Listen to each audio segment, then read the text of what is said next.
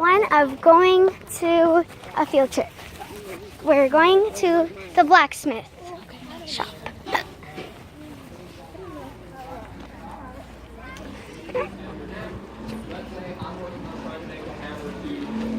Replace that one because that one's starting to wear out.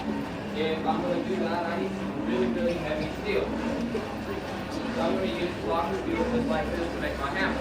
Now, if I heat this whole thing up, that's going to be about 2.5 pounds really, really hard steel. So I can't take that with this hand hammer. So if I've got two people in here, I can have one person holding it the way that I need to, and then I am free to use the big hammer over on the other side of the anvil. And that frees up a lot of space.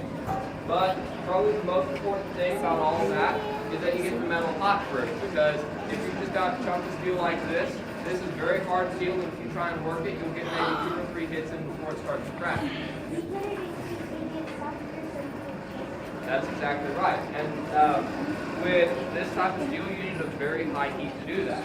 Now, the way that we heat the metal up is by using a cold form. And that means we've got basically a metal pot down at the bottom with coal coming in from the sides, keeping that air to it. And we fill that pot up with coal. Now, as you can see, the coal burns a little bit dirty. It's got a lot of smoke coming off of it as well as the flame. Now, normally when we're heating up the metal, we don't actually want to use the coal to heat up the metal. Now, if you got wood and you burn it a little bit, it becomes charcoal. If you do the same thing with coal, you get a substance called coke. And that's a lot lighter of a substance that burns a little bit hotter and a lot cleaner. So we'll wait for the coal to turn to coke before we stick the metal in and start heating it up. And if you just took a bunch of coke, put it into that pot, and closed off that hole supplying the air, you wouldn't get a very hot fire, and eventually it would actually go out.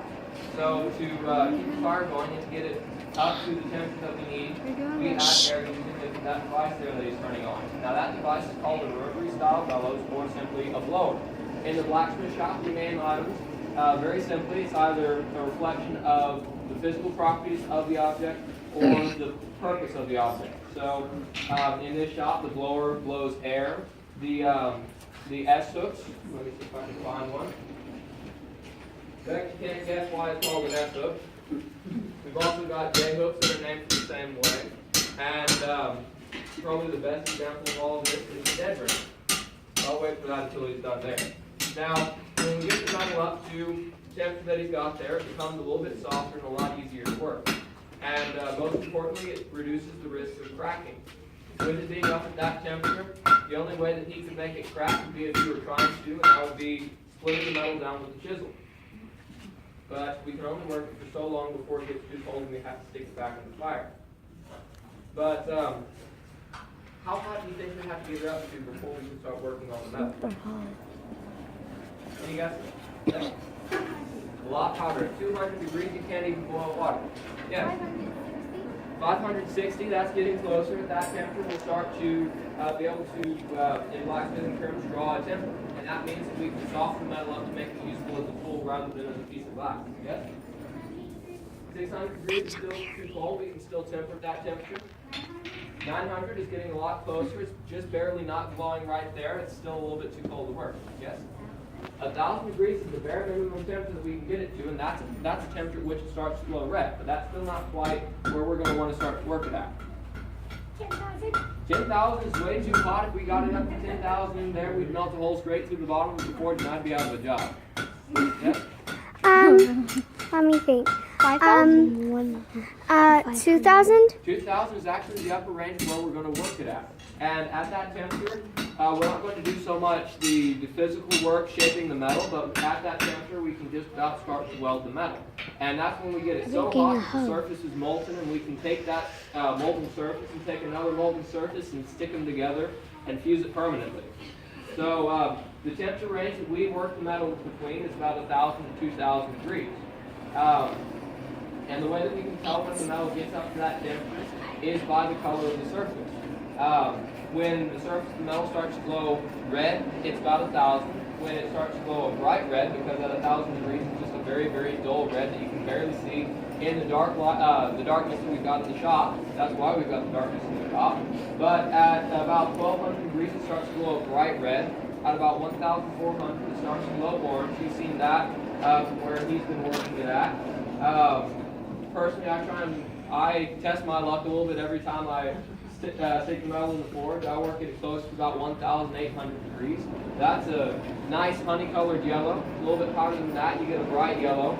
2,000 degrees is a very bright yellow, and 3,000 is where it gets purely white hot, and you won't often see that in this forge. So while he's still heating that up, can I answer any questions you've got so far? Come on, no questions? There we go. Yes? How does that make it hotter when you spin it around? Well, we need three items to make a fire. We've got fuel. I know fuel, fire, and I don't know the last one. Fuel, fire, or heat, and air. That supplies the air. And if you don't have air, it goes out. If you supply more air, it burns hotter and faster. So that machine pumps air down into the base of the fire and it gets it hotter and hotter and hotter. Yes? Have you guys ever been burned from doing that? Many, many, many times, at least in my case. I don't know about his, but I can speak from personal experience. Yes, I do burn myself just about on a daily basis. But believe it or not, the burns I get aren't actually from touching the metal. Most of the burns that I get are from the little sparks that you can see jumping off the metal when it hits it or hits it against the anvil. Now, those little sparks are actually very small pieces of rust.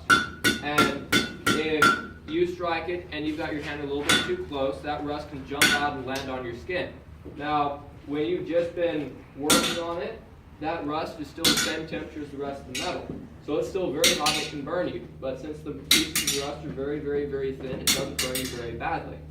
Now, sometimes we do get burned a little bit more severely, and that would be if we're working on a project and it slips a little bit and we catch the hot piece of metal on our hands. And that's a little bit more annoying. But yes, we do get burned. Yes?